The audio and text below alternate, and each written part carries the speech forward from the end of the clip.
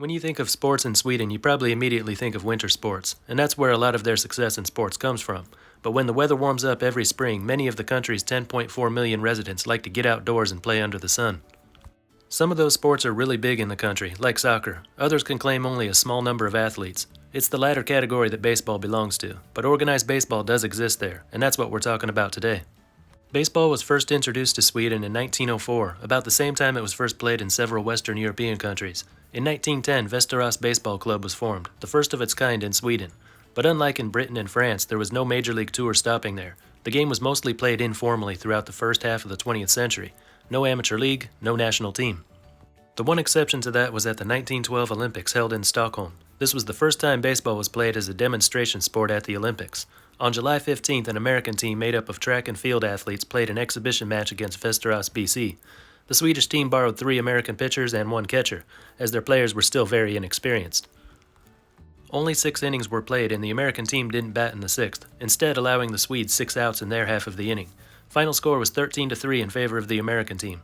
The next day, another exhibition match was played between 2 American teams. Umpire for the games was George Wright, a retired player who was later inducted into the Hall of Fame in 1937. An interesting player on that team was Jim Thorpe, considered one of the most versatile athletes of all time. He won gold medals in the decathlon and pentathlon in the Stockholm Games. A year later, he began a 6-year Major League Baseball career, and later joined the NFL. It wasn't until 1952 that the Swedish national team played an international game, a 9-4 loss to Finland. In 1962, Sweden became a member of the Confederation of European Baseball, now known as WBSC Europe, and started competing in the European Baseball Championship. 1 year later, the first organized baseball league, or Elitserien, was launched, and that has continued uninterrupted to this day. The Swedish national team didn't fare well at first in the European Championship, but went on to have several top 5 finishes. Their best finish was a bronze medal in both 1981 and 1993. They haven't done so well in recent years, though. Their last top 5 finish was in 2010.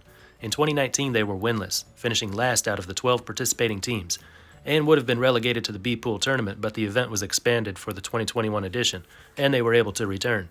In 2021, they again finished 12th, but out of 16 teams this time, with wins over Slovakia and Greece. Sweden is ranked 40th in the most recent WBSC World Rankings, up 33 from the previous ranking, making them the biggest climber. They are 1 place behind Indonesia, 1 ahead of Ireland. 8 teams compete in the Baseball Elitserien, 4 teams in the North Division, 4 in the South. Each club also has a minor league team and a youth league team. At the end of the regular season, there's a playoff series, and the top 2 meet in the Elitserien Cup Championship. The lowest placing team has to play a relegation game against the top team in the lower league. An all-star game is held every summer between a team of the top Swedish players and a team of world imports. The most successful team has been the Leksand Lumberjacks. Founded in 1959, they are the reigning 2021 Elitserien Cup champions and have won it 23 times overall. They compete in the North Division with Rättvik, Sundsvall, and Akademin. But recently, the Lumberjacks' dominance has been challenged by a new team in the South Division, the Sölvesborg Firehawks. They won their first championship in 2017, then won it again in 2019 and 2020. Other South teams, Stockholm BSK, won 5 championships between 2008 and 2014, but none since. Then there are 3-time champions Karlskoga and Sundbyberg.